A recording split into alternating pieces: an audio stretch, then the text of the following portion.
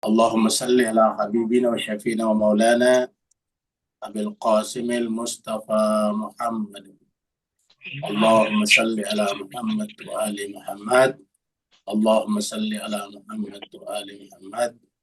اللهم صل على محمد وآل محمد وعلى آله وصحبه ومن تبعهم بإحسان إلى يوم الدين. أما بعد. Masyiral muslimin rahimakumullah, kita bersyukur bersua kembali dalam keadaan sehat walafiat untuk pertemuan Ramadan kita dan surat Maryam. Pada pagi hari ini kita akan membaca dan membahas surat Maryam, surat yang ke-19 ayat 56 sampai 60. 56 sampai 60. Bersama kita sudah ada Ustadz kita, Ustadz Safai Saleh dari Singapura. Kita minta dengan segala hormat kepada beliau untuk membacakan kepada kita ayat-ayat suci Al-Quran di bulan suci Ramadan ini. Surat yang ke-19, surat Maryam, ayatnya 56 sampai 60. Bagi Bapak Ibu, Tuan dan Puan yang ingin membaca kitab sucinya atau mushafnya sendiri, silakan buka surat Maryam ayat 56 sampai 60, dan bagi yang ingin mengikuti di layar silakan perhatikan nanti di layar. Dan kepada Ustadz kita, Ustadz Safai Saleh, kita persilakan dengan segala hormat. Fadhil Ustadz. Syukran, alhamdulillah. Assalamualaikum warahmatullahi wabarakatuh. Waalaikumsalam warahmatullahi wabarakatuh. أعوذ بالله من الشيطان الرجيم. بسم الله الرحمن الرحيم. أعوذ بالله من الشيطان الرجيم. بسم الله الرحمن الرحيم. واذكر في الكتاب إدريس إنه كان صديقا نبيا. واذكر في الكتاب إدريس إنه كان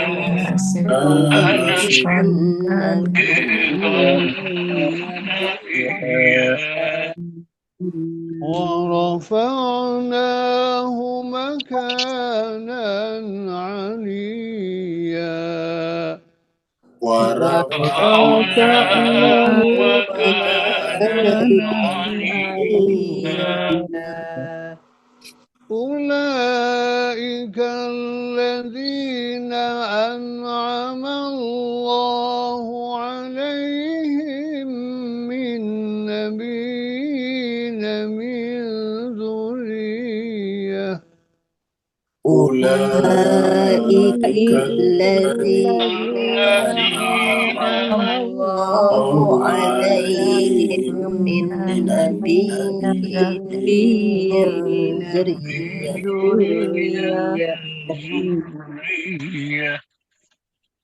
من ذرية آدم وممن حملنا مع نوح ومن ذرية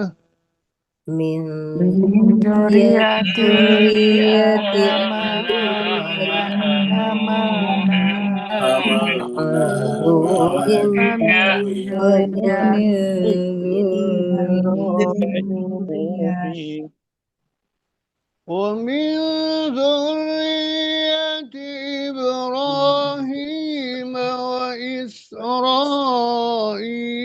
وممن هدينا واجتبينا ومن ذرية إبراهيم وإسرائيل وممن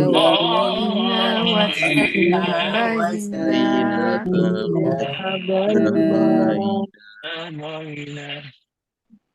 إذا تتلى عليهم آيات الرحمن خروا سجدا وبكيا إذا تتلى عليهم عليهم آيات آيات الرحمن الرحمن خروا وبكيا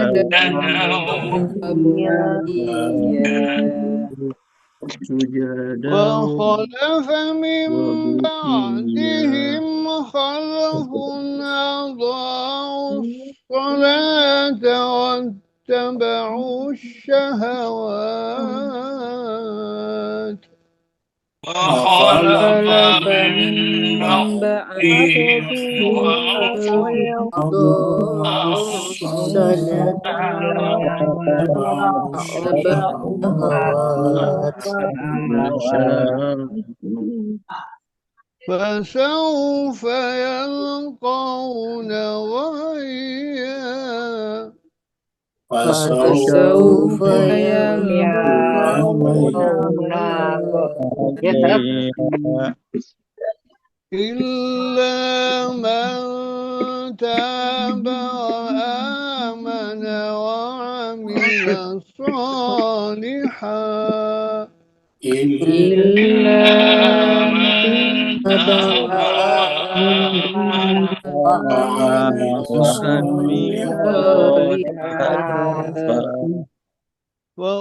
فأولئك يدخلون الجنة ولا يظلمون شيئا أولئك فأولئك يدخلون الجنة ولا ولا يظلمون يظلمون شيئا صدق الله العلي العظيم صدق صدق الله الله العلي العلي العظيم. اللهم اللهم صل صل صل وسلم وسلم وبارك وزد على وبارك على على رسول رسول رسول الله الله الله وآله وآله الأطهار الأطهار على على رسول رسول رسول الله وآله وآله الأطهار الأطهار اللهم صل على اللهم اللهم محمد صل صل على على محمد محمد وآل اللهم محمد صل على اللهم صل اللهم محمد على صل وآل على محمد محمد اللهم صل على محمد وعجل وآل محمد بسرعة عجل الفرج يوم الشهر.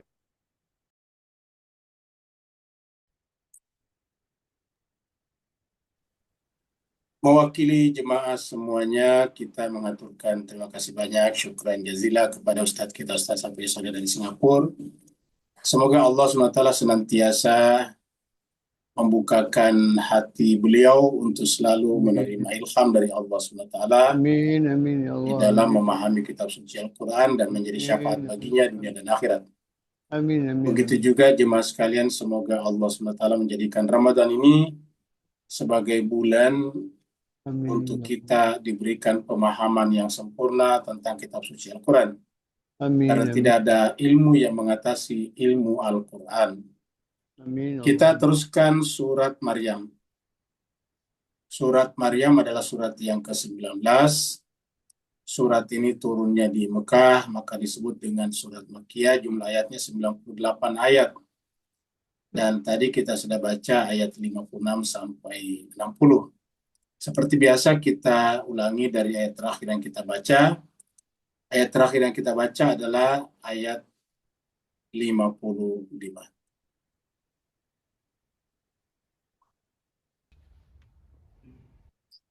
Di ayat ini Allah SWT berfirman, A'udzubillahi minasyaitonirrajim, Bismillahirrahmanirrahim. Wa kana ya'muru ahlahu bis-sholati waz-zakah wa kana inda rabbihi mardiya.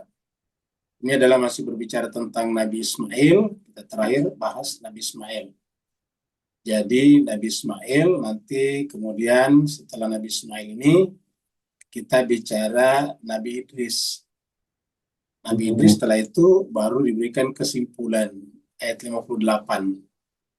Jadi Nabi Idris nanti 56, 57, kesimpulannya 58 tentang orang-orang yang Allah beri nikmat kepadanya untuk memberikan pemahaman kepada kita siapa yang kita maksud pada saat membaca Al-Fatihah pada ayat siratal ladzina an'amta alaihim. Jadi siratal ladzina an'amta alaihim, jalannya orang-orang kau beri nikmat.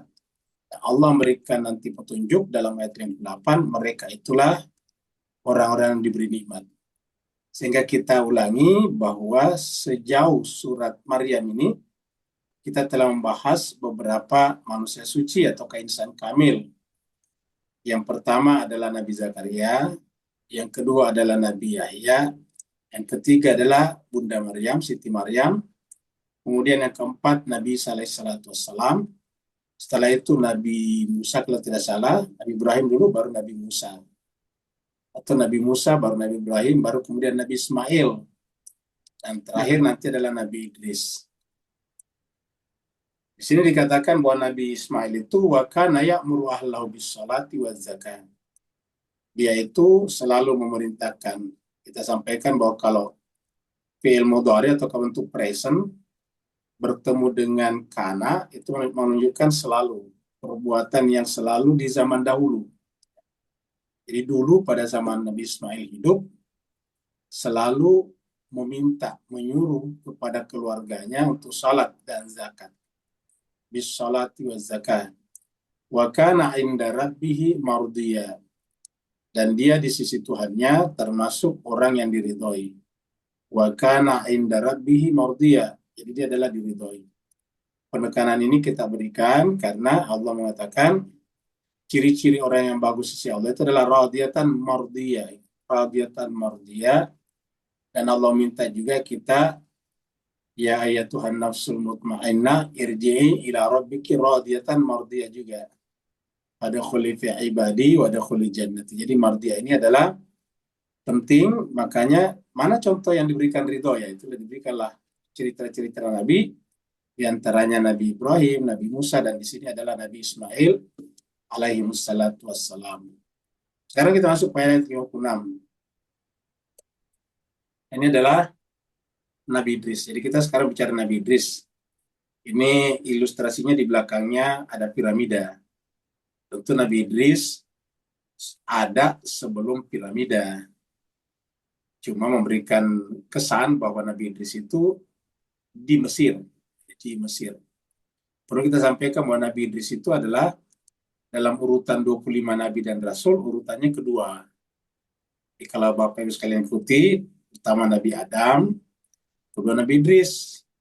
Setelah Nabi Idris, nanti Nabi besar berikutnya adalah Nabi Nuh. Nabi Nuh baru Nabi Hud, Nabi Saleh, Nabi Ibrahim, Nabi Lut, dan seterusnya ke bawah, lahirlah Nabi Ismail, Nabi Ishak, Nabi Yakub, Nabi Yusuf, bawah lagi Nabi Musa, dan seterusnya. Dan terakhir adalah Nabi Zakaria, Nabi Yahya, dan Nabi Isa. Yang terakhir tiga. Karena ini adalah berdekatan. Nabi Zakaria adalah ayah daripada Nabi Yahya. Sedangkan Nabi Yahya ini ya sekitar atau kurang lebih sama dengan Nabi Isa, yaitu bersepupu dengan Nabi Isa. Setelah Nabi Yahya lahir, tidak lama kemudian lahir pula Nabi Isa alaihissalatu wassalam. Nabi Isa ini termasuk di antara 5 ulul azmi. Di ulul azmi itu Nabi Idris tidak masuk. Yang masuk Nabi Nuh, Nabi Ibrahim, Nabi Musa, Nabi Isa, dan Nabi Muhammad Sallallahu Alaihi Wasallam. Ingat jemaah sekalian, dengan yang tahu sedikit bahasa Arab, kata Nabi Idris di sini, Idris itu dari kata darasa yadrus ya. Jadi Idris itu dari kata darasa yadrus itu belajar. Ini perlu kita sampaikan karena nanti dikenal Nabi Idris ini sebagai Nabi yang paling pertama mensistematisasikan ilmu pengetahuan. Jadi pengetahuan itu sudah lama disistematisasi karena pada saat kita bicara tentang sejarah, terutama Yunani kuno dan Mesir kuno, itu sudah maju pengetahuan. Pada zaman Mesir kuno misalnya sudah ada ahli matematika terkenal namanya Pythagoras. Pythagoras pernah mengukur tingginya puncak ini. Bagaimana cara mengukurnya? Ini kan tidak bisa menanjak ke atas. Nah, lahirlah itu hukum Pitagoras yang mengukur tinggi salah satu sisi segitiga siku-siku. Nanti kemudian dihitung ini ketinggiannya melalui bayangan daripada piramida ini, itu Pitagoras. Ya. Kemudian kita tahu bahwa di Yunani itu sudah banyak filosof Yunani kuno, banyak filosof besar. Kita semua kenal orang seperti Anaximandros, Anaximenes, Thales, dan sebagainya. Seperti misalnya Demokritus, dan kemudian yang paling terkenal adalah Socrates, Plato, dan sebagainya. Itu adalah zaman Yunani. Nah, tentu kita bertanya dari mana pengetahuan mereka itu. Nah, ternyata kalau berdasarkan banyak analisis, itu adalah bapaknya itu adalah permulaannya ada pada Nabi Idris alaihissalam. Maka di ayat ini Allah berfirman, A'udzubillahi minasyaitonirrajim, Bismillahirrahmanirrahim, wazkur fil kitab Idrisahnya. Sebutkanlah di dalam kitab suci itu Nabi Idris. Nggak ada gambarnya ya. Oh, belum dikasih gambar ya. Kita kasih gambar dulu sebentar ya. Biar kelihatan.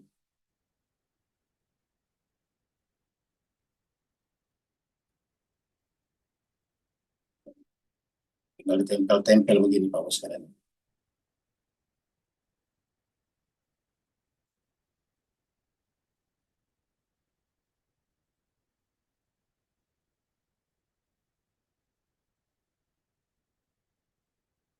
Ya. Nah, jadi kita lihat di sini Nabi Idris ya. Jadi wadkur fil kitab Idrisah. Jadi wadkur itu sama dengan di atas sebelumnya. Rata-rata di ayat ini kan dimulai dengan kata wadkur. Ingatkanlah, sebutkanlah, ajarkanlah bisa juga. Jadi bisa bermakna ingatkanlah seperti di sini. Bisa juga sebutkanlah, ceritakanlah, bisa juga ajarkanlah pelajaran yang bisa diambil dari kisah Nabi Idris yang tertera di dalam kitab suci. Kenapa penekanannya pada kitab suci?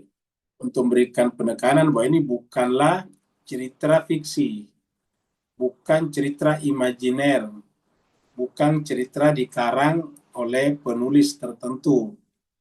Cerita ini bersumber dari Allah SWT, karena Nabi Idris ini ya waktu itu belum ada, sampai sekarang belum kita temukan peninggalan tertulis dari zamannya Nabi Idris yang mendasar.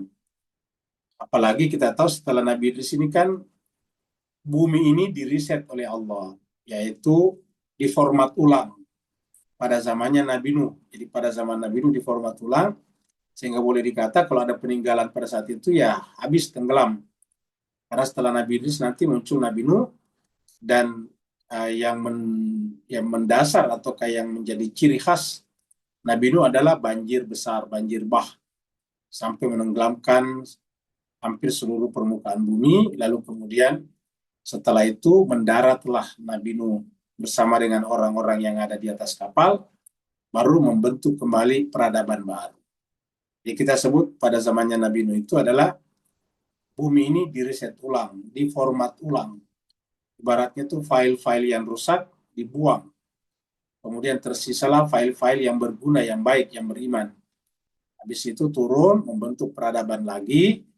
Lahirlah nanti peradaban-peradaban besar yang kemudian diutus lagi nabi-nabi besar seperti Nabi Hud kepada kaum Ad, Nabi Saleh kepada kaum Samud, dan kemudian Nabi Ibrahim, Nabi Lut kepada kaum Sodom dan Gomora. Jadi wadkur fil kitab Idrisah, sebutkanlah di dalam kitab suci ini, terutama di sini Al-Quran, Nabi Idris. Jadi Nabi Idris, jadi kalau kata dasar ini darah saya itu Idris ya. Nabi Idris. Dan Nabi Idris dalam Al-Quran itu tidak banyak. Ya, cuma ada sekitar 2 atau 3 kata dalam Al-Quran Idris ya. Lebih banyak cerita Nabi Adam daripada Nabi Idris ya.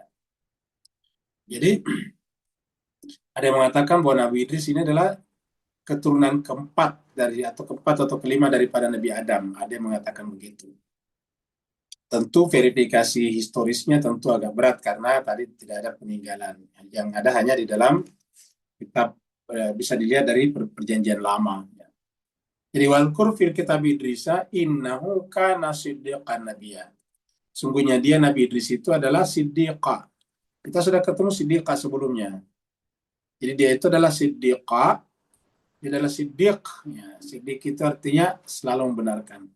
Jadi kita sudah sampaikan bahwa kata siddiq itu berlaku pada nabi-nabi. Kita sudah terangkan dulu kalau ada nama atau diksi yang kita gunakan sebagai manusia biasa, dan ada nama atau diksi yang digunakan Allah. Kalau nama diksi yang digunakan Allah itu adalah sesuai dengan substansinya, hakikatnya. Sedangkan kalau kita gunakan sebagai manusia biasa, itu adalah hanya doa. Yang pernah kita sampaikan, kita misalnya menyebut anak kita atau memberi nama anak kita misalnya Sabar, Sabarudin. Nah, itu adalah doa kita agar dia sabar. Tapi kalau Al-Quran mengatakan bahwa para manusia suci itu adalah bima sabaru, diangkat karena kesabarannya, nah berarti memang mereka sabar. Jadi mereka memang sabar secara hakiki, ya, beda dengan kita. Begitulah banyak nama-nama atau diksi-diksi, terma-terma yang digunakan Allah dalam Al-Quran, kemudian kita gunakan juga. Seperti contohnya nama khalifah, di masyarakat dipakai khalifah. Khalifah, sultan misalnya juga itu dipakai oleh masyarakat kita. Di dalam Al-Quran ada sultan juga. Kalau sultan dalam Al-Quran tentu berdasarkan hakikatnya. Khalifah dalam Al-Quran tentu adalah khalifah Allah. Tapi kalau khalifah di kita biasanya adalah raja-raja yang turun-temurun. Artinya berdasarkan garis nasab orang tua laki-lakinya saja.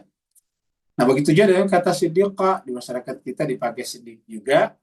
Nah, sedangkan siddiq yang dimaksud di sini adalah hakikat, yaitu benar-benar selalu benar, sungguh-sungguh selalu benar. Di siddiqa, lalu kemudian nabiya. Dia adalah seorang nabi. Jadi di sini diberikan predikat nabi. Dia siddiq, dia nabi. Kalau kita lihat di sini sudah dua, sebelumnya ya kan ada siddiq dulu baru nabi. Jadi artinya tidak bisa diangkat jadi nabi kalau tidak siddiq. Nabi Muhammad kita itu kan sebelum diangkat jadi nabi di Bitha itu sedang punya empat sifat.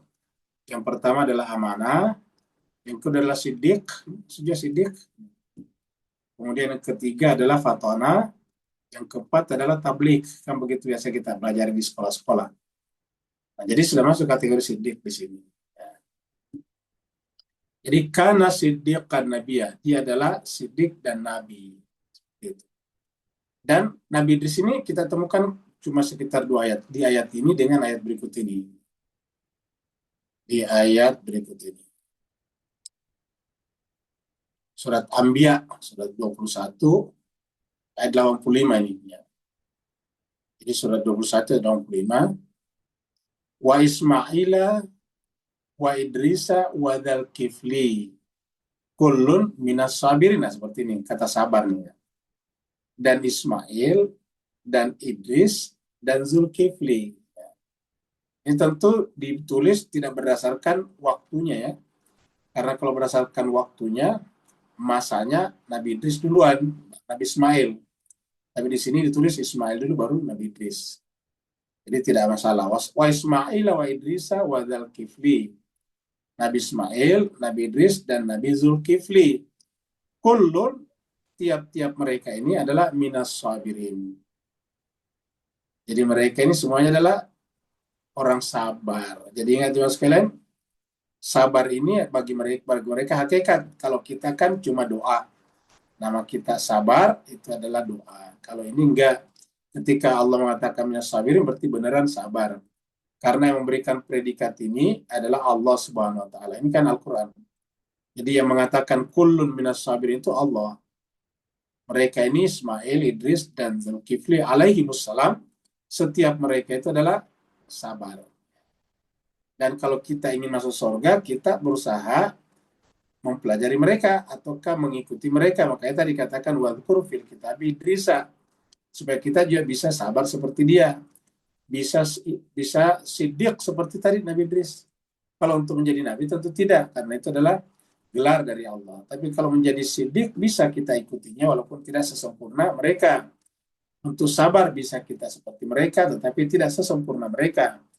Karena syarat untuk masuk surga itu harus memiliki sifat sabar. Al-Quran mengatakan, di Al-Quran diceritakan bahwa malaikat-malaikat menjumpai para penghuni surga dengan kata-kata, Salamun alaikum bima sabartum. Salam atas kalian disebabkan karena kesabaran kalian. Jadi, Salamun alaikum bima sabartum. Jadi, bima sabartum. Salam atas kalian disebabkan karena kesabaran kalian. Jadi masuk surga karena sabar. Karena sabar Allah bersamanya. Allah mengatakan innallaha ma'as sabirin. Allah itu bersama dengan orang sabar. Kita lanjut lagi.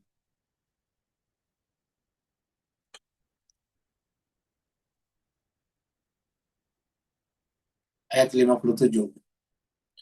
Wa rafa'nahu makanan aliyah. Perhatikan yang mas bahagia di sini.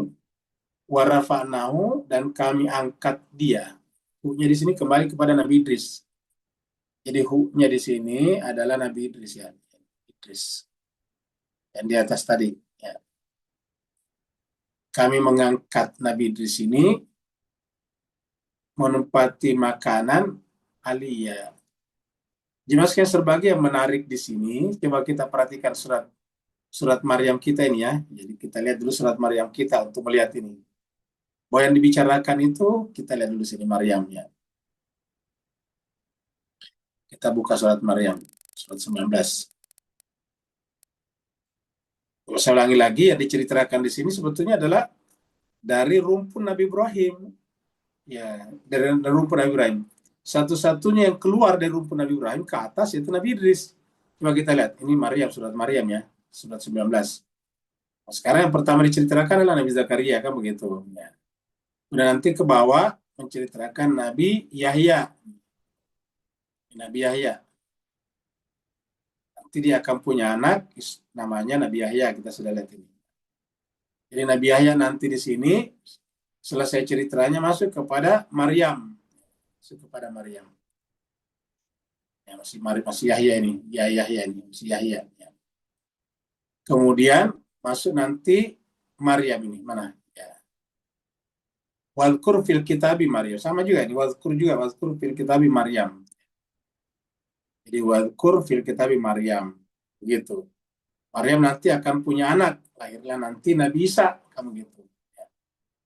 Lahirlah Nabi Isa di sini nantinya. Setelah Maryam, ya ini hamil. Kemudian di ayat 30 ini lahirlah Maryam. Disebutkanlah Nabi Isa di sini. Yang memperkenalkan dirinya sebagai Abdullah. Ini adalah Nabi Isa di sini. Ya. Jadi ini adalah Nabi Isa. Kemudian setelah Nabi Isa muncul berikutnya adalah Nabi Isa. Zalika Isa bin Maryam. Jadi nama Isa muncul belakangan, tapi ceritanya tadi yang di atas. Ya.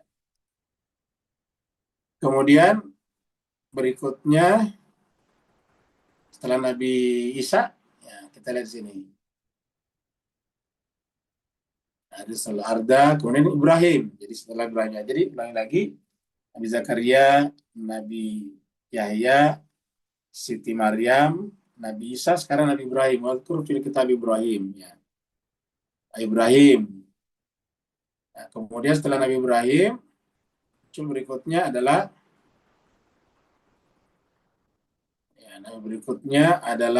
Nabi Musa. Ya. Ibrahim tadi Musa ini. Wadkur fil kitab Musa. Ingat kalau Nabi Ibrahim kan tadi paling di atas nih, karena Nabi Ibrahim nanti punya anak Ismail, Ishak, Yakub, kemudian ke bawah nanti lahirlah Nabi Zakaria, Nabi Yahya, tadi yang terakhir kan itu. Zakaria, Yahya, Nabi Isa, ini adalah terakhir ini. Ini adalah gerombolan terakhir dari keturunan Nabi Ibrahim, dari Ishak, Nabi Ishak. Termasuk Nabi Musa. Nabi Musa ini adalah setelah Nabi Yusuf ke bawah. Nabi Musa. Nah, seperti itu. Kemudian Nabi Ismail. Setelah itu Nabi Ismail. Ya, Nabi Ismail. Ya, ini lewat ya. Jadi Nabi Ismail. Ya. Wadkur fil kitab Ismail. Ayat 54. Jadi lagi-lagi setelah Nabi Ibrahim, Nabi Musa, terus naik lagi ke atas Nabi Ismail. Dari apa? Dari keturunan Nabi Ibrahim yang pertama, yang tadi kan Nabi Ishak tuh, Nabi Ishak, kan Yakub, Yusuf ke bawah, ini Nabi Ismail. Tiga-tiga sebut Nabi Ismail. Nah, kenapa Nabi Ismail disebutkan? Nah, ini menarik jemaah sekalian. Karena setelah Nabi Ismail kan nanti ke bawah adalah Nabi Muhammad kita. Ingat Nabi Muhammad ke bawah. Ya. Nabi Muhammad kita itu satu rumpun nanti dengan Sayyidina Ali. Karena kan Nabi Muhammad punya ayah Abdullah. Abdullah punya saudara namanya Abu Talib. Jadi Abdullah bin Abdul Muthalib, Abu Talib bin Abdul Muthalib. Abdullah melahirkan anak Muhammad, Abu Talib melahirkan nama Ali, kamu gitu. Nanti Ali menikah dengan putrinya Nabi Muhammad. Jadi satu rumpun. Melahirkan Hasan Hussein ke bawah sampai kepada Imam Mahdi. Dalam hadis Abu Daud dikatakan min waladi Fatimah, dia dari keturunan Fatimah. Gitu. Jadi wadhkur fil kitab Ismail, disebutkan di sini. Nah, setelah Ismail, nah, masuk tadi cerita Nabi Idris di sini nih, Idris. Dan ketika Nabi Idris diceritakan, disebutkan sini makan kedudukannya. Kedudukannya disebutkan apa di jemaah sekalian? Aliyah. Ingat, kedudukannya disebutkan adalah aliyah. Makanan aliyah. Jadi kedudukannya adalah aliyah. Jadi kalau kita baca ini, jadi warafa'nahu, dan kami angkat dia makanan ke suatu kedudukan. Ini kan adalah maf'ul di sini dari ini kan. Ini adalah objeknya nih. Jadi ke atas. Warafa'nahu makanan, kedudukan. Baru kemudian aliyah. Jadi cuma sekalian bahagia, ini bisa menjadi sifat di sini, tapi bisa juga menjadi objek kedua daripada rafa'nahu. Artinya makannya itu ali, kan ini tambahan saja ya. Ingat jelas kan, karena ini adalah objek atau namanya bahasa Arabnya itu maf'ul bi, maka ini matnya tambahan saja, ini tambahan. Tambahan sebagai syarat untuk di double fathah fathatain. Ini kan adalah dinasab namanya. Maka kemudian makanan, baru kemudian aliyah. Kalau kita hilangkan matnya, makan. Kalau kita hilangkan matnya, ali. Nah, perhatikan. Jadi makannya ali. Jadi warafa'nahu makanan aliyah. Kenapa kita berikan penekanan di sini? Karena kita sampaikan bahwasanya setelah tadi semua nabi-nabi disebutkan, tiba-tiba muncul ke Nabi Ismail. Nabi Ismail itu lah yang melahirkan Nabi Muhammad. Dari Nabi Muhammad nanti punya orang dekatnya yang mana dia tinggal di rumahnya Ali. Jadi Ali kemudian nanti pindah lagi ke rumahnya Nabi Muhammad. Nabi Muhammad tadinya lahir tadi pelihara rumahnya Ali, yaitu bapaknya Ali namanya Abu Talib. Yang kita sudah ceritakan, Abu Talib punya istri namanya Fatimah yang merupakan budenya atau bibinya Nabi Muhammad. Pada saat Nabi Muhammad kita punya anak perempuan, dikasih nama Fatimah juga sebagai penghormatan kepada bibinya. Makanya kita pernah sampaikan bahwa Fatimah itu dalam sejarah awal Islam ada dua. Ada Fatimah binti Asad, yaitu ibunya Ali. Ingat, ibunya Ali. Yang kedua adalah ada Fatimah binti Muhammad, yaitu putrinya Nabi Muhammad. Dengan demikian Ali ini luar biasa. Punya ibu namanya Fatimah, punya istri namanya Fatimah juga. Jadi Ali ini punya ibu namanya Fatimah, punya istri nanti namanya Fatimah juga. Ibunya namanya Fatimah binti Asad, sedangkan istrinya namanya Fatimah binti Muhammad bin Abdullah bin Abdul Muthalib. Jadi kata Ali yang ini secara bahasa tinggi kan, Ali itu kan tinggi. Karena Ali ini adalah salah satu nama Allah. Makanya kita sampaikan di dalam ayatul kursi itu dikatakan Aliyul Azim, wa huwal Aliyul Azim. Di dalam surat ayatul kursi itu kalau Bapak Ibu Tuan dan Puan baca, itu kan ada dimulai dari kata Allahu la ilaha illa huwal hayyul qayyum la ta'khudhuhu, sudah seterusnya. Terakhir itu Allah itu adalah Aliyul Azim. Aliyul Azim. Makanya bersamaan tuh Aliyul Azim. Makanya kalau kita mengucapkan sadaqallah, memang ada yang memotong cuma sadaqallahul azim, tapi akan sangat bagus kalau kita cocokkan dengan Al-Quran. Al-Quran apa tulisannya? Sadaqallahul aliyul azim. Sadaqallahul aliyul azim. Jadi Allah itu adalah Ali al-Azim. Ya. Nah, di sini jemaah sekalian berbahagia, Ali di sini tentu bukan Allah, tetapi adalah makan yang tertinggi. Ya, kita sampaikan bahwa waktu Nabi Muhammad Sallallahu Alaihi Wasallam tinggal di rumahnya pamannya Abu Thalib, yang istrinya Abu Thalib adalah Fatimah binti Asad, lalu kemudian Bunda Fatimah binti Asad ini kemudian melahirkan anak laki-laki. Oleh bapaknya, oleh ayahnya, Abu Thalib dikasih nama Haidar. Haidar itu artinya singa. Jadi diberi nama Haidar.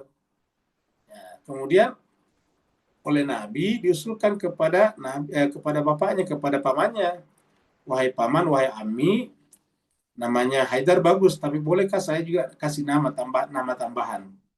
Kata pamannya boleh aja. Dia katakan saya mau kasih nama Ali. Nah, gitu. Jadi yang memberi nama Ali itu adalah Nabi sebetulnya. Nama pemberian ayahnya adalah Haidar, sedangkan nama pemberian Nabi Muhammad adalah Ali. Kalau kita katakan bahwa semua yang dikatakan Nabi itu adalah wahyu, kan berarti bahwa pemberian nama Ali kepada Sayyidina Ali itu bukan sembarangan. Kenapa? Karena di dalam Al-Quran dikatakan wa ma yantiqu anil hawa in huwa illa wahyun yuha.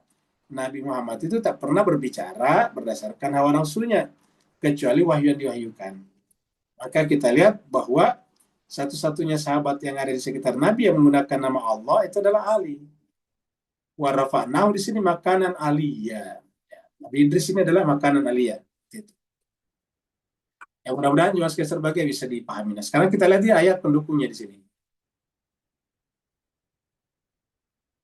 Kita lihat surat An-Nisa dulu ini. Tapi ingat, karena panjang ini, kita hanya ingin mengambil yang di bawahnya saja ini. Ini juga ini katakan di sini. Ini nama Allah ini. Kalau ini nama Allah, ya.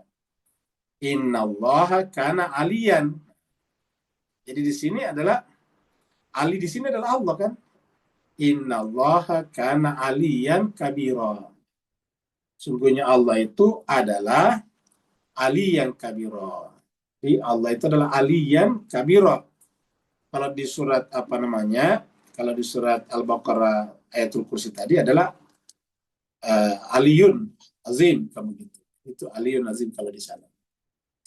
Sekarang kita lihat di Maryam juga ini, kita ketemu juga aliyan tadinya. Maryam. Ayat 50, jadi baru kita lewati beberapa ayat yang lalu. Karena sekarang kan baru ayat 56. Di ayat 50. Wa wahabna lahum min rahmatina wa ja'alna lahum. Siapa yang maksud sini kan Nabi Ibrahim, ingat. Yang dimaksud sini Nabi Ibrahim. Yang sekarang dibicarakan sebelumnya adalah Nabi Ismail. Ya, Nabi Ismail itu nanti melahirkan Nabi Muhammad. Nabi Muhammad bersama dengan Sayyidina Ali. Ya, katakan wa wahabna lahum min rahmatina wa ja'alna lahum lisana sidqin aliyya. Dan kami karuniakan kepada mereka min rahmatina, dari rahmat kami. Kenapa hum di sini? Ya, padahal kan bicara tentang Nabi Ibrahim, yaitu bahwa dari keturunan Nabi Ibrahim. Karena di dalam surat Al-Baqarah dikatakan ketika Nabi Ibrahim diangkat jadi imam bagi seluruh manusia, dia minta supaya itu diteruskan oleh zuriatnya. Nah, zuriat-zuriatnya ke bawah inilah kemudian disebutkan hum di sini. Kami karuniakan kepada mereka keturunan Nabi Ibrahim itu yang suci min rahmatina, dari rahmat kami, wa ja'alna, dan kami jadikan lahum bagi mereka lisana sidqin aliyya. Lisana sidqin aliyya, yaitu buat tutur yang baik dan tinggi. Lisana sidqin aliyya. Jadi muncul lagi kata aliyya di sini. Ingat keturunannya. Wa ja'alna lahum lisana sidqin aliyya. Sebelumnya kita bahas ayat ini berkaitan dengan sampai di akhir, ya. Lisana sidqin fil akhirin kalau di tempat lain, ya. Lisana sidqin aliyya, ini adalah yang tinggi. Nah, jadi jelaskan sebagai itu terus ke bawah, ya. Sehingga menjadi lisana sidq. Jadi ini juga harusnya menjadi doa kita supaya bisa menjadi buat tutur yang baik. Jadi kalau kita meninggal dunia menjadi buat tutur yang baik. Jadi bagi Islam itu, bagi Al-Quran itu, ya, yang penting itu gimana cara kita meninggal dalam keadaan buat tutur yang baik. entah meninggalnya di tempat tidur atau meninggalnya di medan perang atau dibunuh orang, tidak masalah. Yang penting menjadi lisana sidakin fil akhirin, apalagi fil akhirin, jadi tutur kata yang baik. Nah, jadi yang sekali ketika menjadi tutur kata yang baik artinya apa? Dia menjadi mengesankan manusia dan dia akan terus dibicarakan. Seperti misalnya terbunuhnya pemimpin tertinggi Iran tentu menjadi lisana sidakin, akan menjadi buat tutur yang baik. Apa sebabnya? Karena dia terbunuh dalam keadaan menjalankan tugasnya dan dalam keadaan keras-kerasnya, kuat-kuatnya membela bangsa yang tertindas, yaitu bangsa Palestina. Kalau untuk kepentingan bangsa dan negaranya, ya ngapain mengeluarkan uang, membiayai milisi-milisi bersenjata di sekitar Israel, menciptakan semacam kepungan bersenjata dari Lebanon, ada Hizbullah, di Yaman ada Houthi, di Syria ada Kataib Hizbullah, di di Irak ada Kataib Hizbullah dengan Hashad Asabi misalnya. Di Iran satu negara. Jadi seperti itu. Dalam rangka apa? Dalam rangka membela bangsa yang tertindas, yaitu bangsa Palestina. Ketika bangsa Palestina yang sebetulnya secara ras Arab ini telah ditinggalkan oleh bangsa-bangsa Arab di sekitarnya. Kalau Bapak, Ibu, Tuan, dan Puan mengikuti sekarang perkembangan di Timur Tengah, kan semua orang baru, banyak orang yang baru tahu kalau ternyata di negara-negara Arab itu menjadi pangkalan Amerika semuanya. Di Saudi ada, di Yordania ada, di UAE ada, di Qatar ada, di Kuwait ada, di Turki juga ada. Jadi tidak ada lagi negara Islam mayoritas Islam di sekitar itu, tidak ada penguasa Amerika. Makanya mereka tidak bisa berbuat apa-apa terhadap Palestina, karena ibaratnya mereka sudah dikunci, sudah disumbat semuanya. Mulut mereka sudah disumbat. Apa maknanya kehadiran pangkalan bersenjata di negara-negara itu? Ulangi lagi pertanyaan, apa makna kehadiran tentara Amerika di sana? Markasnya, base-nya. Maknanya satu, bahwa negara itu tidak boleh berbuat di luar kemauan Amerika dan Israel. Saya ulangi lagi. Makna pertama berarti negara itu tidak boleh berbuat, bertindak, mengambil keputusan politik, apalagi geopolitik, yang bertentangan dengan kemauan, kehendak, keinginan Amerika dan Israel, alias Amerika Israel telah menjadi majikan mereka. Yang kedua, kehadiran Amerika di sana pasti berbiaya mahal. Siapakah yang biaya ini? Yang biayai negara-negara itu. Jadi negara itulah yang membiayai kehadiran tentara Israel di sana. Ya. Kenapa Amerika melakukan itu? Ya, satu faktor ideologi, yang kedua faktor finansial. Faktor ideologinya tadi adalah untuk menyelamatkan Israel. Ingat, ulangi lagi, menyelamatkan Israel agar negara-negara Arab yang seharusnya seras dengan Palestina tidak mendukung lagi mereka. Bersikap bungkam, sumun, bukmun, omyun ketika berhadapan dengan kejahatan kejahatan luar biasa daripada Amerika dan Israel di Palestina. Mereka bungkam. Ya. Jadi dia pada saat yang sama dia bayar Amerika di sana. Nah, makanya juga sebagai secara finansial apa? Finansial karena negara ini negara-negara minyak. Coba, apakah Amerika mau menempatkan tentaranya di negara miskin? Jawabannya tidak. Kecuali kalau negara miskin itu strategis menghadapi lawannya. Katakanlah misalnya Amerika berpangkalan di Filipina. Filipina bukan negara minyak. Terus untuk apa? Ya karena untuk menjaga tindak tanduk Cina di Laut Cina Selatan. Karena negara Cina itu mayoritas daratannya menghadap ke Laut Cina Selatan. Gitu. Dengan demikian, pergerakan Cina itu adalah di Laut Cina Selatan. Namanya saja Laut Cina Selatan. Kamu gitu. Ya, jadi Laut Cina Selatan. Jadi, untuk memata-matai atau untuk menjaga, mengawasi Cina, gerak-gerik Cina, ya dia harus membangun pangkalan di Filipina, namanya Subic Filipina, seperti itu. Ya. Jadi inilah yang kita lihat sekarang. Jadi semuanya untuk kepentingan geopolitik itu. Nah, di Timur Tengah itu tadi faktor ideologi menyelamatkan Israel dan faktor finansial supaya kerajaan Amerika yang menguasai dunia ini ada yang membiayai tentaranya yang mahal itu. Ya. Kan di sana operasionalnya itu jutaan dolar setiap bulan. Gaji tentaranya, kemudian apalagi pengeluaran kos untuk base-nya di sana, kemudian apalagi namanya seragamnya, macam-macam, semuanya harus dibayar oleh negara itu. Timbal baliknya, negara itu dijaga. Makanya Amerika tidak perlu dengan demokrasi. Jadi kalau Amerika mengatakan, kami ingin membebaskan kalian, membebaskan pengertian demokrasi, itu bohong. Negara-negara yang kita sebutkan tadi ini tidak ada demokrasi kan? Kecuali di Mesir, kecuali di apa namanya di Turki. Di Saudi apa ada demokrasi? Tidak ada, sistemnya monarki absolut. Di Yordania apa demokrasi? Monarki. UAE apa ada demokrasi? Monarki. Di apa namanya di apa namanya di Qatar apa ada demokrasi? Monarki. Di Bahrain monarki semuanya. Monarki itu artinya kekuasaan bukan ditentukan oleh rakyat, bukan demokrasi, tapi oleh raja saja. Ya, seperti itu cuma sekalian. Kalau misalnya di Malaysia monarki, tetapi monarkinya monarki demokrasi, terus yang berkuasa adalah perdana menteri. Kalau di sana kan enggak. Terus di mana peran Amerika untuk membebaskan rakyat demokrasi di sana? Enggak.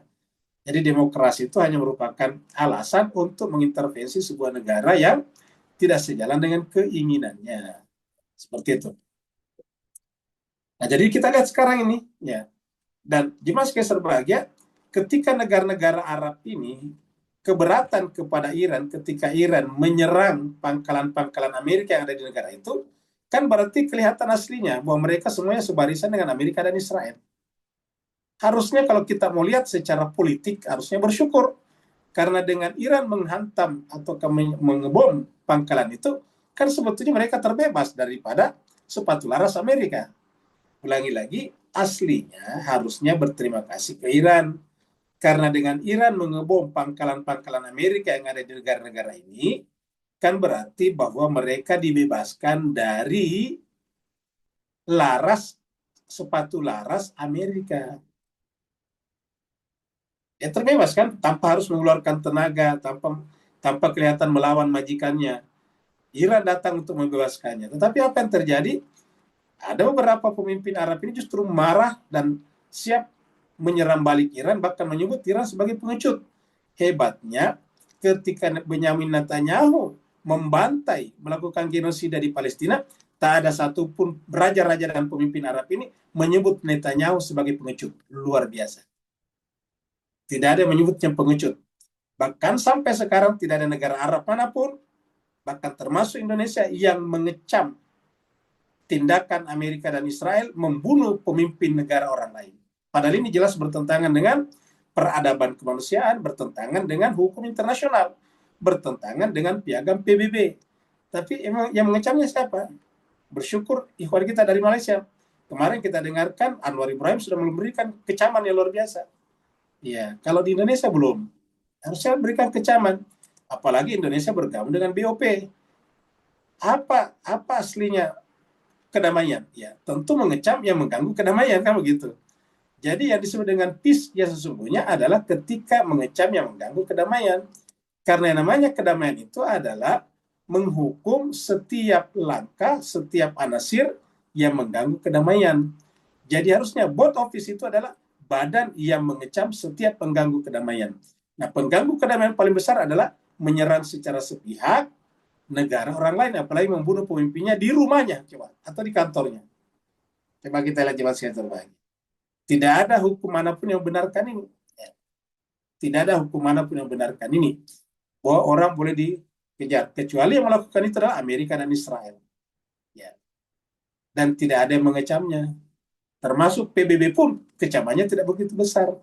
Ini menunjukkan bahwa struktur dan order tatanan dunia itu memang bersifat Ya'juj dan Ma'juj.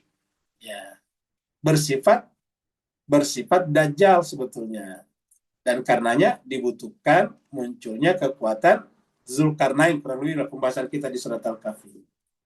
Nah, jadi begitulah jemaah sekalian berbahagia. Ya, jadi di sini kita sebutkan bahwa wahabna lahum min rahmatina wa ja'alna lahum lisana sidqin aliyya. Ya, seperti itu.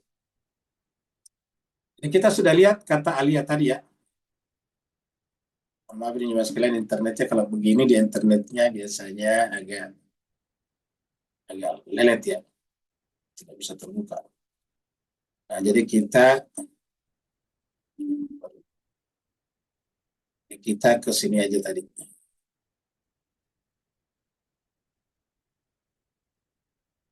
Kita ke bawah sini aja. Ya, jadi kita sudah sampai di sini. Wazkur fil kitab Idris innahu kana siddiqan nabiyya wa rafa'nahu makanan aliyah, dan kami angkat dia ke tempat yang paling mulia. Kita sudah lihat yang tinggi maksudnya aliyah. Jadi aliyah di sini kita bisa temukan di surat An-Nisa ya. Di sini yang persis sama aliyah, kalau aliyun banyak ya. Aliyun azim kamu gitu. Ini Maryam, surat Maryam tadi ayat 50, makanan aliyah juga.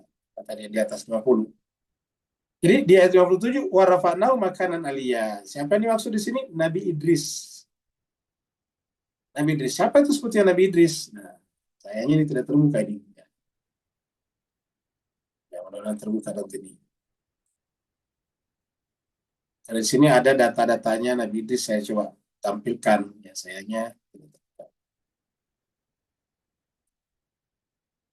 Nah, jadi jemaah sekalian kita pindah ke sini aja dulu ya. Ulaika baru kemudian ulaika alladzina an'ama Allah. Mereka itulah orang-orang yang Allah beri nikmat. Ulaika alladzina an'ama Allahu alaihim. Mereka itulah orang-orang yang Allah beri nikmat kepada mereka. Jadi ulaika alladzina an'ama Allahu alaihim minan nabiyyin. Ingat kata-kata ini jemaah sekalian.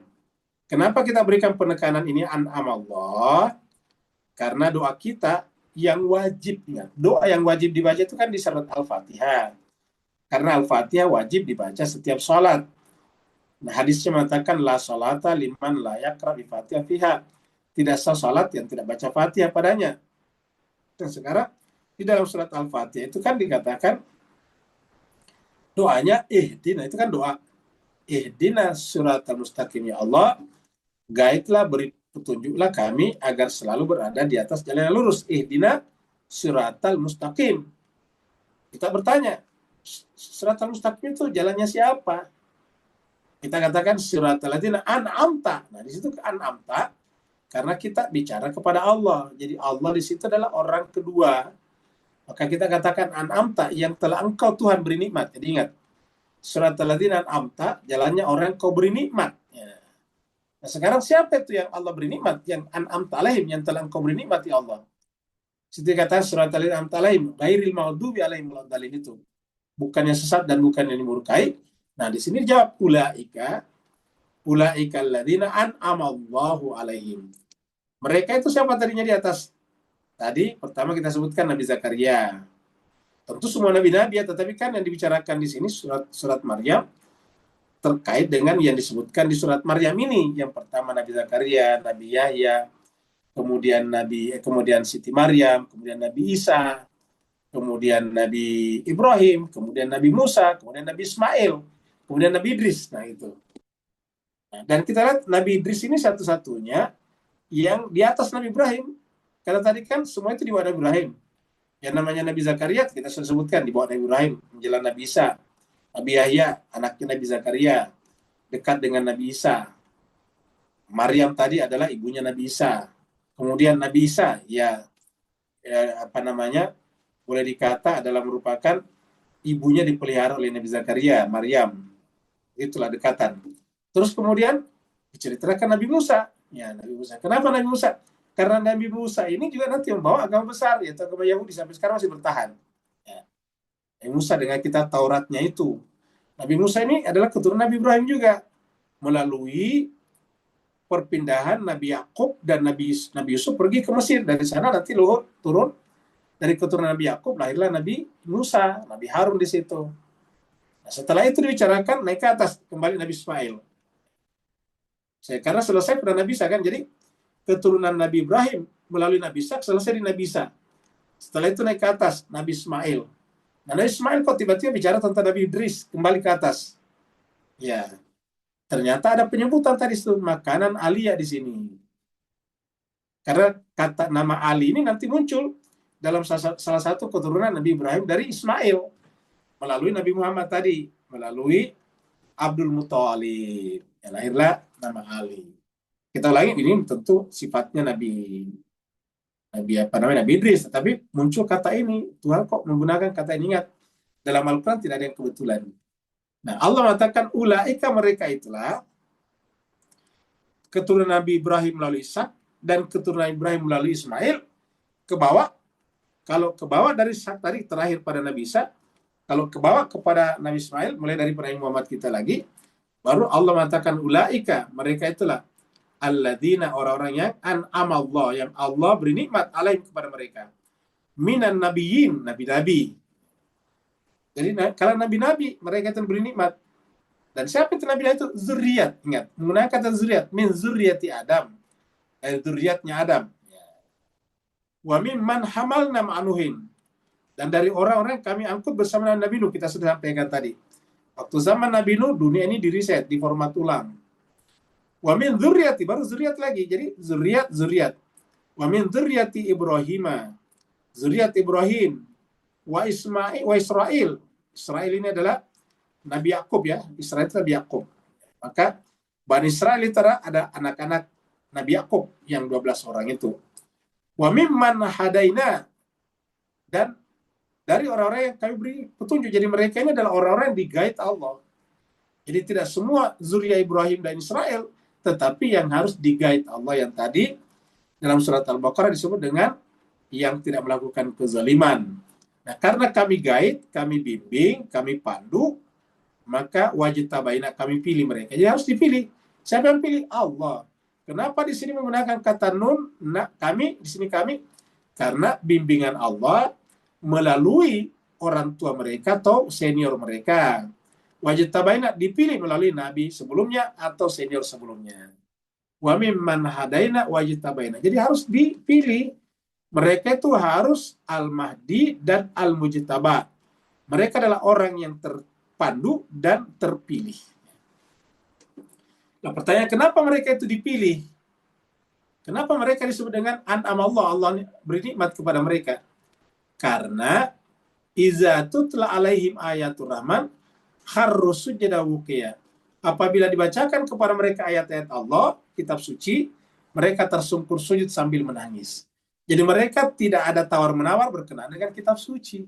Jadi mereka ini menjalankan kitab-kitab suci yang datang dari Allah Subhanahu wa taala. Mereka strict. Ingat sebelumnya Nabi Yahya, ketika Allah mengatakan, ya Yahya khuzil kitaba biquwatin, peganglah kitab suci itu dengan sekuat-kuatnya. Nah, mereka ini adalah izatutla alaihim. Apabila dibacakan, ditelahkan kepada mereka kitab suci, ayatul rahman sekarang adalah Al-Quran, maka mereka tersungkur sujud dan menangis. Nah, masalahnya kita sekarang ini tidak seperti ini. Banyak saudara muslim kita sekarang baca Al-Quran tetapi tidak harus sujud dan wuqiyah, tidak tersungkur sujud dan menangis. Kenapa? Biasa ada ayat jelas tetapi kemudian dikaburkan dengan hadis-hadis ya. Sehingga kemudian hadis-hadis itulah yang kemudian diikuti, bukan kitab sucinya. Inilah yang disebut dengan al-gaw. Ini yang disebut dengan dibuat kegaduhan. Jadi ayatul rahman apabila dibacakan ayat-ayat Allah Maha Pengasih, kharru sujjadan wa bukiya. Mereka tersungkur sujud sambil menangis. Ini kita bisa lihat juga di dalam surat An-Nisa ini. Kita lihat. An-Nisa ayat 69 ini. An-Nisa 69. Perhatikan juga di sini. Ini an'am Allah juga di sini. An'am Allah alaihim. Sama tadi ini. Ini an'am Allah alaihim. Di sini juga tadi. Di sini Maryam tadi. Ini. An'am Allah alaihim tadi ini. An'am Allah alaihim sama nih. Yang Allah beri nikmat kepada mereka. Di sini juga. Ya, ini adalah an'am Allah alaihim. Kita mulai. Wa may yuti'illaha, siapa yang taat kepada Allah, war rasul dan rasulnya, faulaika, maka mereka itulah ma'a, bersama. Ingat, siapa yang taat kepada Allah dan rasulnya, maka mereka itulah bersama dengan orang-orang yang an'amallahu alaihim, yang telah Allah beri nikmat kepada mereka. Siapakah mereka itu? Minan nabiyyin, dari nabi-nabi. Wasiddiqin, ingat tadi siddiq ya. Siddiq yang dimaksud di sini siapa? Yang di-approve Allah kesiddiqannya tadi, siddiq tadi. Jadi siddiqah tadi ini nabi-nabi tadi kan? Ya, nabi-nabi, orang suci. Wasyuhada, orang-orang yang mempersaksikan hidupnya di jalan Allah. Wasyuhada. Ya. Di disebut syuhada di sini adalah yang namanya syuhada ini tidak selamanya harus terbunuh, tetapi mempersaksikan bahwa seluruh hidupnya itu adalah untuk didedikasikan kepada agama Allah. Seluruh hidupnya itu adalah menjalankan ayat di surat Muhammad surat 47, in tansurullaha yansurukum. Ya, jika kalian menolong agama Allah, Allah menolong kalian. Jadi mereka itu adalah menolong Allah, menolong agama Allah. Jadi pertama nabiyin, siddiqin, syuhada, yang terakhir wassalihin. Kenapa disebut terakhir wassalihin di sini? Karena disebutkan di dalam surat Anbiya, nanti bumi ini akan diwarisi oleh hamba-hambaku yang saleh. Walaqad katabna fi Zabur min ba'di dzikr annal arda yarisuha ibadiyas salihun. Makanya kita diminta juga menjadi bagian daripada ini minas salihin. Waja'alna birahmatika waja'alni birahmatika minas salihin. Wa hasuna ulaika rafiqana. Mereka itulah, ini kita mulai dari sini dulu. Mereka itulah sebaik-baik kawan perjalanan maksudnya. Rafiq itu adalah teman seperjalanan. Jadi mereka itulah sebaik-baik teman seperjalanan. Jadi kalau kita ingin mencari teman seperjalanan, maka carilah orang-orang yang Allah beri nikmat kepada mereka. Bukan orang yang dilaknat Allah kepadanya. Ingat, ada an'ama bukan la'anah. Jangan sampai kita ma'alladina la'anallahu alaihim. An'ama lawannya adalah la'anah. La'anah itu dilaknat. Jadi ulangi lagi, jangan sampai kita bersama dengan la'anallahu alaihim. Ya. Kenapa? Karena untuk selamat di akhirat harus ma'alladina an'amallahu alaihim. Jadi kita harus bersama dengan mereka ini. Ya. Kalau kita ma'alladina la'anallahu alaihim, ya kita tidak akan mendapatkan surganya Allah nanti di akhirat. Jadi harus ma'alladina an'amallahu alaihim. Bersama dengan orang-orang yang Allah beri nikmat kepada mereka. Kita kembali ke surat Maryam tadi. Nah, sekarang kita lihat dulu sudah lebih keterungkap. Belum juga. Ya, udah ya. Nah, jadi jemaah sekalian berbahagia, kita sudah sampai di sini tadinya nih ya. Sudah sampai di sini. Sudah sampai tadi di sini. Jadi ini adalah sudah sampai di sini. Jadi iza tutla alaihim ayatul rahman kharru sujada wa bukiya. Makanya Bapak Ibu, Tuan dan Puan perhatikan di sini, ini ada tanda masjid ya. Ini ada tanda masjid. Ini adalah tanda sujud. Ya, kalau Bapak, Ibu, Tuan, dan Puan baca Al-Quran dan ketemu dengan tanda ini, berarti kita dianjurkan sujud. Sujud tilawah namanya. Nah, jadi ada 58. Sekarang 59. Fakhalafa min ba'dihim, tapi kemudian apa kata Allah? Tetapi sayangnya fakhalafa min ba'dihim khalfun ada'us salat. Ya. Tetapi setelah mereka tadi di atas itu, setelah an'amallahu alaihi minan nabiyina seterusnya, tiba-tiba datang ini kata khalafah, artinya di sini ada khalifah setelah mereka. Ini kata khalafah dari kata khalifah. Khalifah itu kan pengganti. Jadi artinya tidak semua khalifah itu baik, karena berdasarkan ayat ini ada khalifah yang justru nanti menyanyiakan salatnya dan memperturutkan hawa nafsunya. Fakhalafa setelah mereka itu diganti, muncul khalifah-khalifah, khalfun khalifah, ada salat yang menerlantarkan atau menyanyiakan salatnya. Inilah nanti yang menyebabkan nabi-nabi samawi itu tiba-tiba terjadi penyimpangan. Ya. Setelah Nabi Isa terjadi penyimpangan, sehingga agama Kristen sekarang banyak sekali jenisnya. Nasrani, Yahudi juga begitu. Jadi tiba-tiba ada. Dan penyimpangan ini dicontohkan di dalam Al-Quran juga, itu Allah mencontohkan bagaimana penyimpangan itu terjadi. Contohnya pada zaman Nabi Musa. Nabi Musa kan sudah mengatakan kepada masyarakatnya, kepada Bani Israel, saya ingin pergi ke Gunung Turzina. Maka berkatalah Nabi Musa kepada saudaranya itu Harun, ukhlufni dari kata khalafah. Gantilah saya sebagai khalifah sepeninggal saya selama 40 hari. Karena saya mau pergi ke Gunung Tursina berjumpa dengan Allah. Nah, tapi apa yang terjadi kemudian? Ya, tiba-tiba Bani Israel memprovokasi kaumnya untuk tidak memilih tidak memilih Harun sebagai khalifah, yang dipersiapkan, ditunjuk oleh Musa dan di-approve oleh Allah. Tiba-tiba mereka memilih Samiri. Nah gitu. Jadi Samiri adalah mengaku sebagai khalifahnya Nabi Musa, itu jelas ceritanya. Jadi Samiri tiba-tiba mendeklarasikan dirinya sebagai khalifahnya Nabi Musa dan bukan Nabi Harun. Sehingga apa yang terjadi? Samiri dan kawan-kawannya bahkan hampir membunuh Harun. Ya. Demi memaksa Harun untuk diam.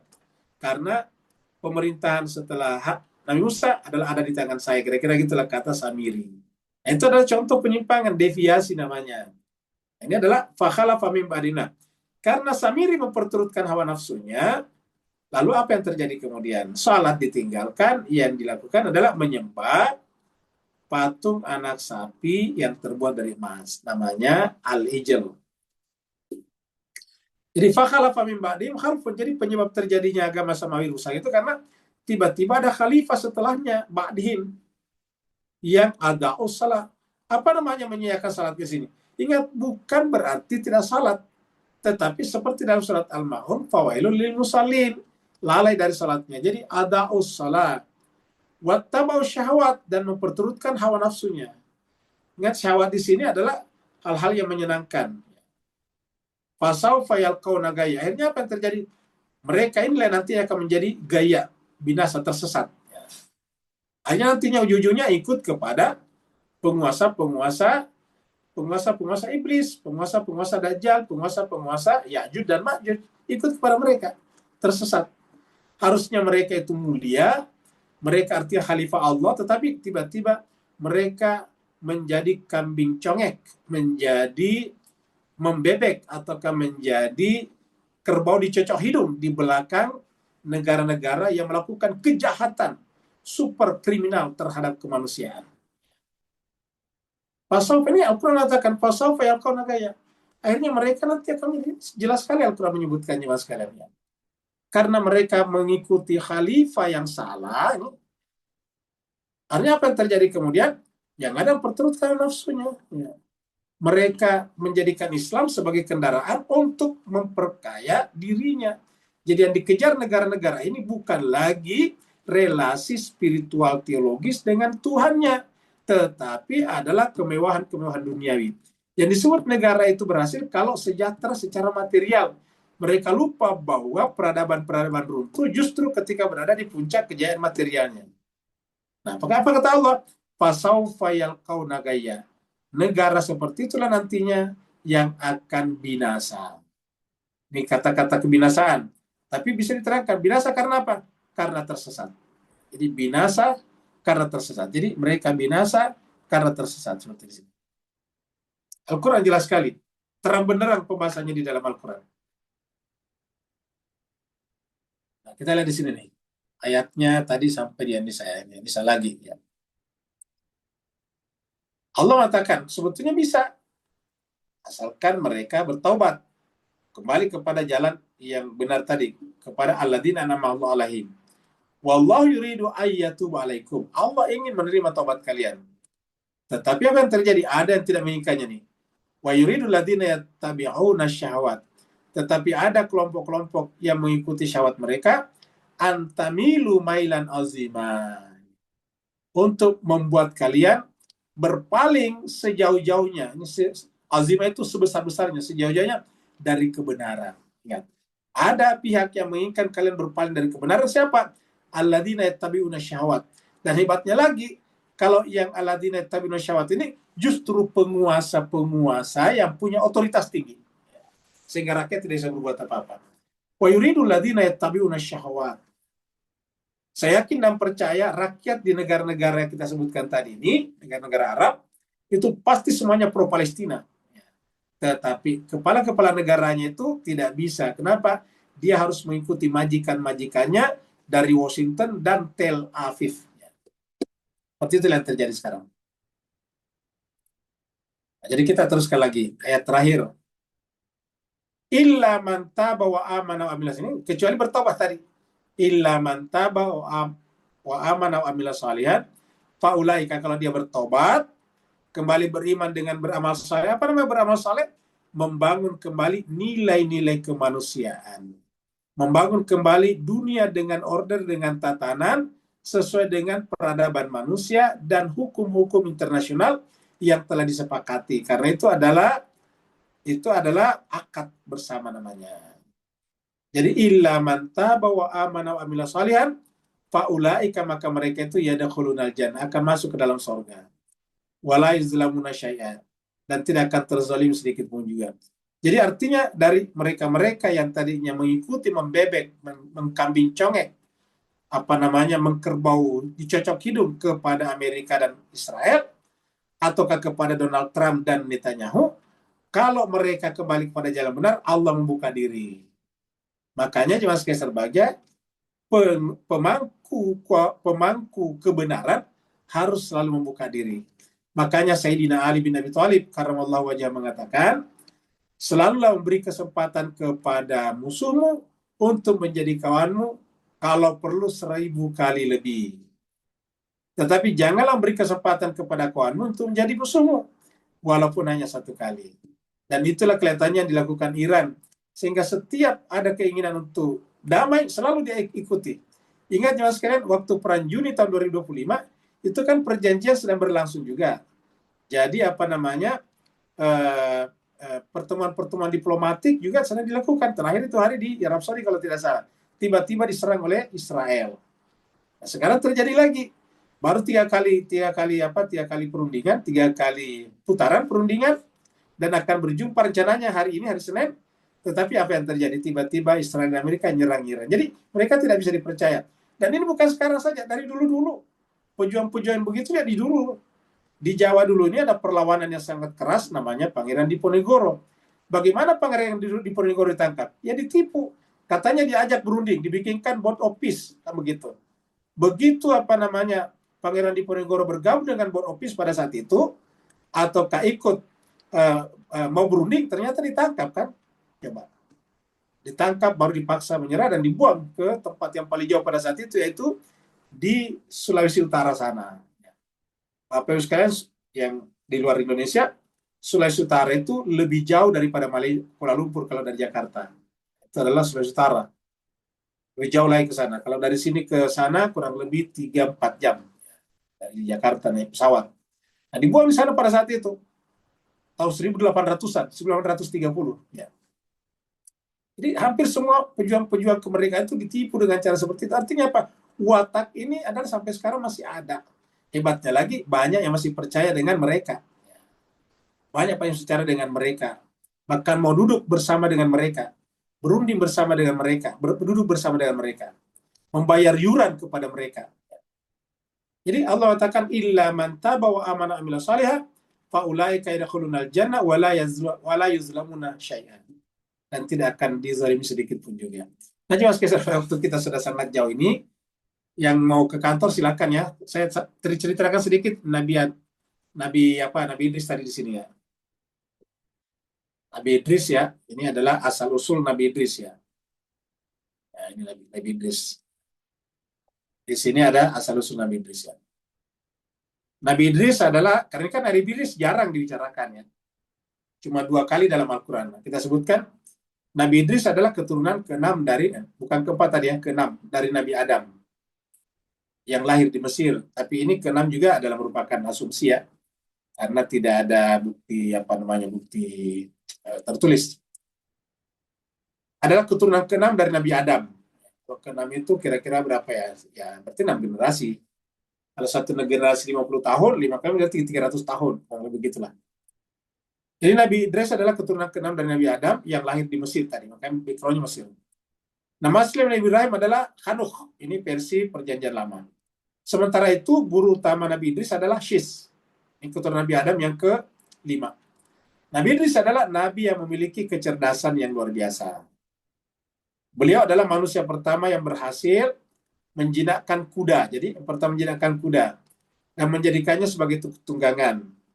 Nabi Idris menjinakkan kuda untuk membantunya dalam berbagai kegiatan, terutama mengangkat barang.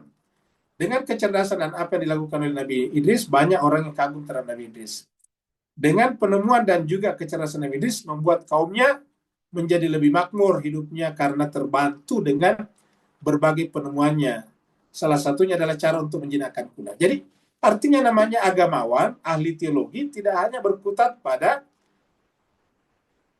ibadah mahda, harus juga turun membantu memberikan kesejahteraan kepada manusia. Karena apabila kesejahteraan manusia diberikan oleh manusia yang tidak punya kemampuan spiritual dan teologis, ini berbahaya tadi, menyebabkan ittabau syahwat. Kemudian berikutnya lagi, ini adalah kualifikasi Nabi Idris. Nabi Idris alaihissalam sering diidentikan dengan sosok Hermes. Jadi dalam bidang filsafat, Nabi Idris sering diidentikan dengan sosok Hermes Trismegistus. Tris ini 3, ini Hermes yang agung 3 kali. Dalam tradisi esoteris dan sejarah Islam Helenistik. Helenistik itu Yunani. Yang dikenal sebagai pembawa peradaban. Dikenal sebagai pembawa peradaban. Ini siapa? Itu Hermes atau Nabi Idris. Pembawa peradaban, ilmu pengetahuan, astronomi, dan tulisan pertama. Jadi yang menciptakan tulisan pertama diperkirakan Nabi Idris. Yaitu nama lainnya adalah Hermes. Boleh dianggap sebagai figur bijaksana yang menguasai ilmu suci, maksudnya kitab suci. Alkimia, kimia, membangun peradaban awal, dikaitkan dengan Nabi Idris, Henok, dan Thoth. Pemberi ilmu pengetahuan, atau tekanannya pada pemberi ilmu pengetahuan. Nabi Idris, Hermes dianggap sebagai manusia pertama yang menulis dengan pena, menemukan ilmu astronomi, matematika, dan menjahit pakaian. Dia juga utusan Tuhan yang bijaksana. Gelar Trismegistus merujuk pada Nabi Idris sebagai utusan Tuhan, sumber hikmah, dan pemimpin peradaban. Jadi kata Tri di sini 3 kali agung karena dia utusan Tuhan, Rasul Allah. Kemudian dia adalah sumber hikmah, dia adalah guru filsafat. Kemudian dia pemimpin peradaban, dia membangun peradaban. Dia membangun cara hidup manusia yang lebih baik dan lebih mudah seperti tadi, menjahit pakaian, menjinakkan kuda, dan sebagainya. Dalam tradisi Islam, ia digambarkan sebagai nabi yang mengajarkan manusia di bumi. Nah, jadilah jemaah sekalian berbahagia pertemuan kita pada hari ini. Mohon maaf karena ini sudah waktunya sangat lewat, jadi insya Allah yang mau bertanya nanti kita lanjutkan setelah besok lah insya Allah, karena hari ini kayaknya sudah tidak mungkin.